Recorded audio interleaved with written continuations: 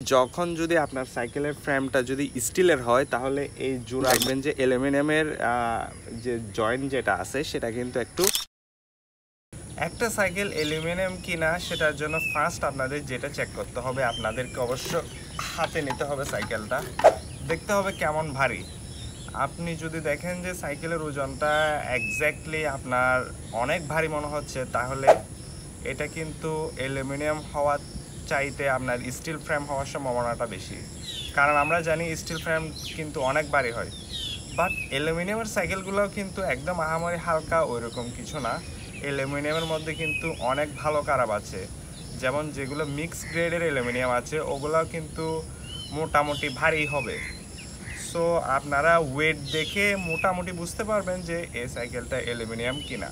যদি দেখেন যে আপনার সাইকেলের ওজন 15 কেজির প্লাস হয়ে গেছে, তাহলে কিন্তু এটা স্টিল ফ্রেম হওয়ার সম্ভাবনাটাই বেশি থাকবে।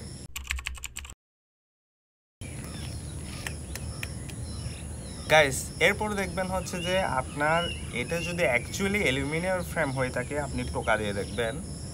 টোকা দিয়ে দেখলে যদি দেখেন যে এটার আওয়াজটা একটু টং টং করে আওয়াজ হচ্ছে, মানে ভিতরটা ফাঁপা, তাহলে বুঝতে হবে এটা আসলে অ্যালুমিনিয়াম।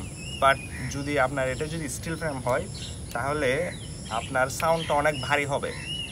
সো সাউন্ডটা যদি ভারী হয় এবং ভারী ভারী লাগে, আপনার বেশি সাউন্ড এত ভালোভাবে শোনা না যায়, তাহলে এটা স্টিল ফ্রেম হওয়ার সম্ভাবনাটাই আমার মতে বেশি। গাইস, যদি দেখেন যে এত বেশি ভারী সাউন্ডও হচ্ছে না আবার কমও হচ্ছে না, তাহলে বুঝতে হবে মেবি আপনার সাইকেলের ফ্রেমটা মিক্স গ্রেডের।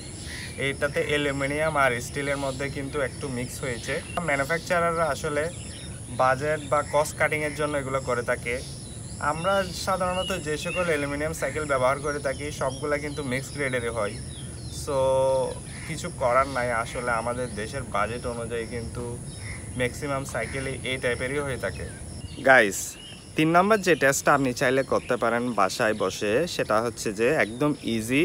আপনার জাস্ট একটা ছোট যদি একটা ম্যাগনেটের টুকরা থাকে, ওই ম্যাগনেটের টুকরাটা আপনি জাস্ট আপনার ফ্রেমের সাথে একটু লাগিয়ে দেখবেন।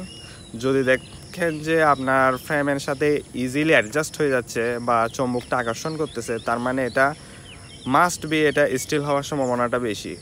কারণ স্টিলের সাথে কিন্তু ম্যাগনেটের জানি আমরা একটা সম্পর্ক আছে।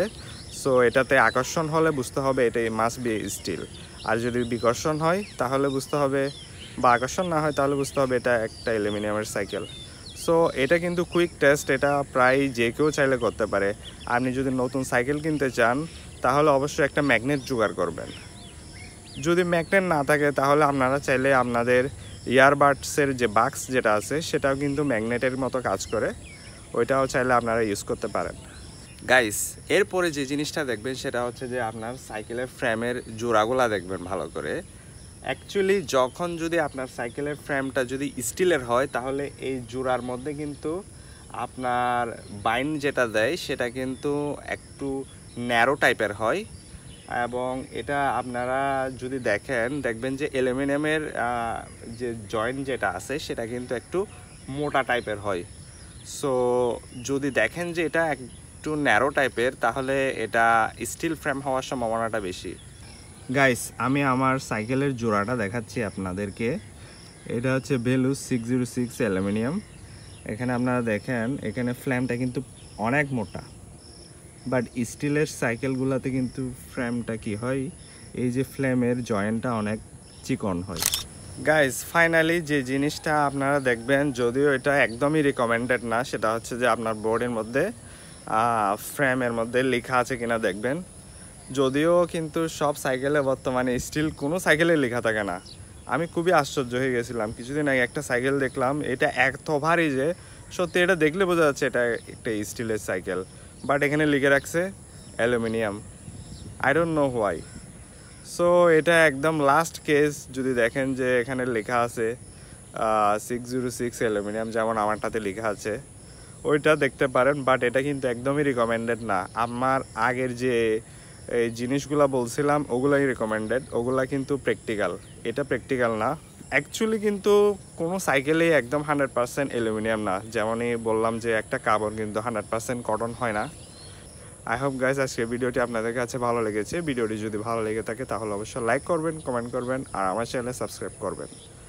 দেখা হবে পরবর্তী কোনো নতুন ভিডিওতে, সে পর্যন্ত ভালো থাকুন। Till then, take care.